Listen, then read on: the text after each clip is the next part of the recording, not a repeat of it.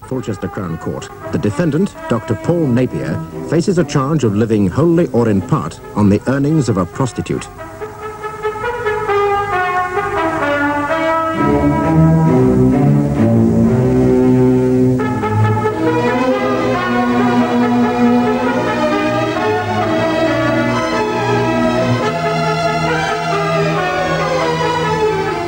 The prosecution has called its first witness, Detective Sergeant Ralph McCovey. I swear by Almighty God that the evidence I shall give shall be the truth, the whole truth, and nothing but the truth. Detective Sergeant Ralph McCovey, Fulchester CID, my lord. Detective Sergeant McCovey, how long have you been with the Fulchester Police Force? 11 years. So you've been in the police force since you were 18? That's correct. Now, Sergeant, are you the officer who's been in charge of the investigations leading up to this case? I am. Now, will you tell us when you first became involved in these investigations? May I consult my notebook, my lord? Well, now, Ms Tate... my lord, if I may assist, I have seen a copy of the notes. I've no objection. Thank you, Ms Tate. Yes, Sergeant. Thank you, my lord. As a result of information received, I kept watch on certain premises in Motcombe Road, Fulchester, the basement flat at number 36. When did you keep watch, Sergeant? On May the 16th, 17th and 18th, between 2 p.m. and 10 p.m. each day. And what, if anything, did you observe? On the 16th, I saw 4 men go to the door of the basement. One moment, please. 4 men? Together or by themselves? By themselves. Each one went to the flat, rang the bell, the door opened, they went inside, stayed about half an hour. Yes, and on the 17th? There were 3 such visitors. And on the 18th? 7, sir. And on each occasion, the pattern more or less repeated itself, a visit of about half an hour? Well, there were some who stayed longer. The longest was about an hour and a half. And did you keep any further watch? No, sir. Now, did you observe something else at about the same time? Yes, it was about this time that my attention was drawn to an advertisement. An advertisement in a newsagent's window. You went to the shop yourself to inspect it? Yes. Will you describe the advertisement? Yes, it was on a card, about the same size as a postcard, placed horizontally. On the left side was a photo of a young woman, head and shoulders facing front. On the right side was the text of the advertisement, which read, "What your stars foretell. Have your chart drawn up. Miss Virgo will reveal all." Miss who will reveal all? Miss Virgo, my lord, one of the signs of the zodiac. Yes, I'm well aware of that. As a matter of fact, it happens to be my... Yes, well, who was it who drew your attention to this advertisement? One of the constables on the beat in that area, my lord. I see. Yes. Was there anything else on the card? Anything else? Oh, yes, the phone number. The words "ring for appointment," followed by the telephone number. May the sergeant be shown Exhibit 1, please? Is that the advertisement? Yes.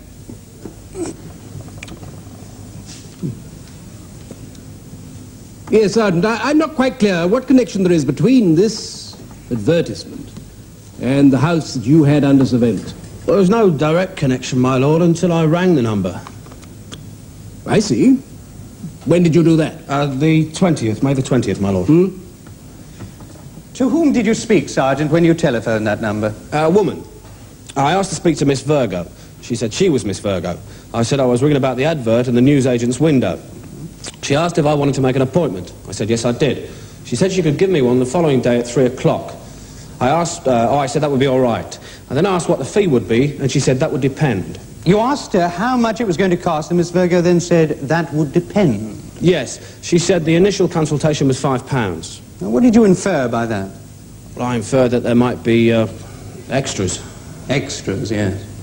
Did Miss Virgo then give you her address? Yes, she said it was the basement flat at number 36 Motcombe Road, the entrance being at the side of the house. And this was the house upon which you had been keeping watch? That's correct, my lord. You kept the appointment? Yes. Will you describe what took place? Well, she took my coat and I sat down... One moment, please. Miss Virgo took your coat? Yes. Well, the flat was warm. In fact, it was overheated. I sat on a sofa and Miss Virgo sat at a desk. She asked me questions concerning my birthday, the date, the time. Oh, yes, first she asked if I'd ever had an astrology reading before. I said no.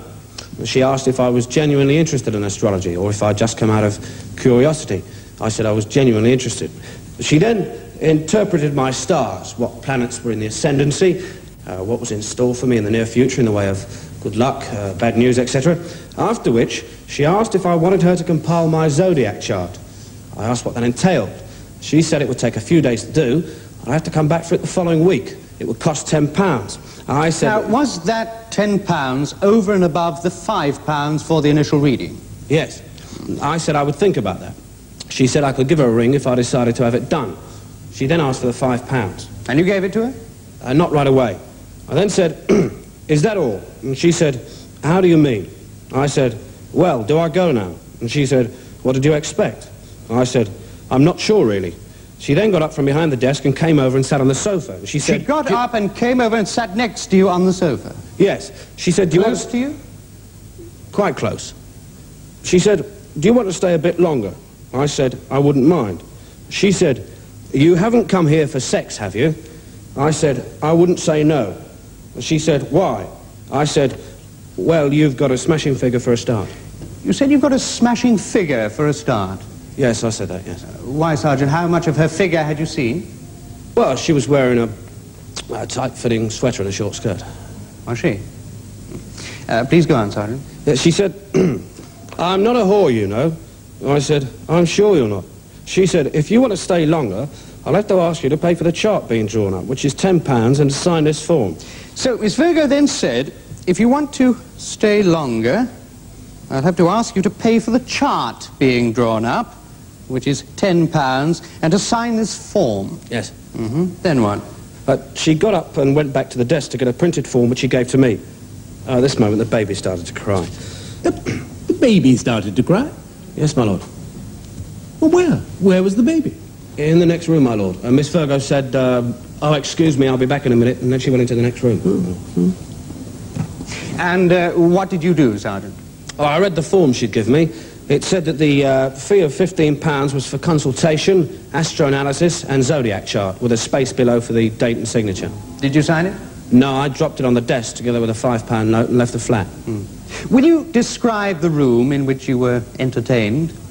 Well, it was sort of cosy and feminine with subdued lighting. Subdued lighting. This was 3 o'clock in the afternoon, wasn't it? Yes, but the curtains were closed. The curtains were closed at 3 in the afternoon, and the room was in subdued lighting. Yes, and then there was a bed in the corner. Ah, then there was the bed. Where was the bed? In a corner of the room, with a red satin bedspread on it. A red satin bedspread. Red satin. What did you do next, Sergeant? My next move was on the following day, May the 21st. I called at number 36 Motcombe Road to see Dr. Paul Napier, whom I had ascertained was the owner of the house. He lived on the ground floor. Perhaps you'd better describe the general layout of the house. Yes, it was divided into 4 flats, one on each floor. Dr. Napier himself lived on the ground floor, and there were 2 upstairs, and there was a flat in the basement. Were the 2 flats upstairs also occupied? Yes. And did you then call on Dr. Napier? Yes, it was 10 a.m. The accused answered the door. I identified myself, and I said right out that I had reason to believe that the basement flat was being used for the purposes of prostitution. What was his reaction? Well, he denied it. He said he knew the young lady personally, and he was quite sure... Excuse me, he said he knew the young lady personally? Yes, and he was quite sure she was not a prostitute. I said, are you aware that the flat is being used for business purposes? He said, yes. I understand that it is being used for astrology readings. I said, I have reason to believe it is being used for more than that. I then asked what rent was being paid for the basement flat, and he said £50. £50? A month? No, my lord. I said a month, and he said no, a week, my lord. Oh, furnished or unfurnished? Furnished, my lord. Well, how large was the flat? 2 rooms, kitchen and bath, my lord. Well, do you know what was the rent of the other flats in the same building? Yes, my lord. I said, who is the tenant of the top floor? He said, Mr. Roberts. I said, what is his rent? Yes. And he said, £8 per week. I said, who is the tenant of the first floor? And he said, Mr. and Mrs. Hurst. I asked what the rent was, and he said, £9 per week, my lord. Were the flats upstairs about the same size as the one in the basement? Just about, yes. And were they also furnished? Yes. So let's get this quite clear, Sergeant. The rent that the accused admitted he was charging for the basement flat was virtually 3 times the amount he was charging for the other 2 flats put together. That's correct. I pointed this out to Dr. Napier, and he said he was quite capable of doing that sum himself. I asked him if he was aware that it was an offence to live wholly or in part on the immoral earnings of a prostitute, and he said he was well aware of it, but he was doing no such thing. I then terminated the interview. How many interviews did you have with the accused? 4, including the last one when I cautioned and arrested him. I saw him on the May the 21st and the 9th, 17th and 25th of June. On both the 9th and the 17th of June, I made it clear to him that the police would be satisfied and no further action taken if he would only evict Miss Virgo from the basement flat. Was he in a position to do so? Oh yes, it being a furnished tenancy on a weekly basis and not being protected by the Rent Acts. But he was not interested in doing so. He was quite satisfied with the situation the way it was. Oh, he was more than satisfied. Oh, he was laughing. Well, you've got a little gold mine down there in the basement. Detective Sergeant McCovey, throughout your evidence you have referred to the tenant of the basement flat as Miss Virgo. But that is not her name, as you are well aware.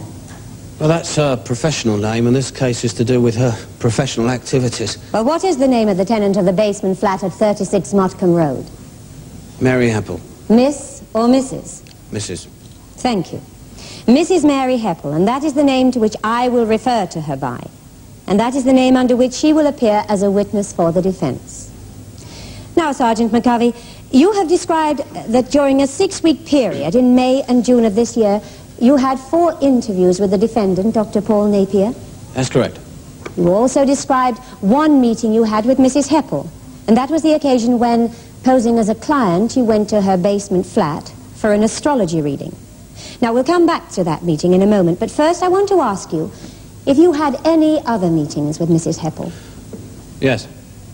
How many? 2. And when did they take place? In June. Before or after the defendant was charged with this offence? Once before and once after. Well, you didn't mention those meetings with Mrs. Heppel in your evidence in chief. I wasn't asked about them. Quite so. My learned friend chose not to ask you. Perhaps you'd tell us something about them? Well, I went to see Miss Virgo, Mrs. Heppel, accompanied by a woman police officer. And I told her that we had reason to believe she was using the basement flat for the purposes of prostitution. As a result of which, there were charges pending against a landlord, Dr. Napier. And did she recognize you from the time you'd come to have your stars read? Yes. What was her reaction? Not much. It didn't seem to bother her. She wasn't angry at the trick that you played on her? No, she was amused, or pretended to be. What else did you speak to her about? Oh, I told her that I believed the whole astrology thing to be just a front, a cover-up for being on a bash. On the bash, my lord, Yes, meaning... yes, Ms Tate, I know all about being on the bash. That is to say, Mr. Lotterby, I understand what the phrase means.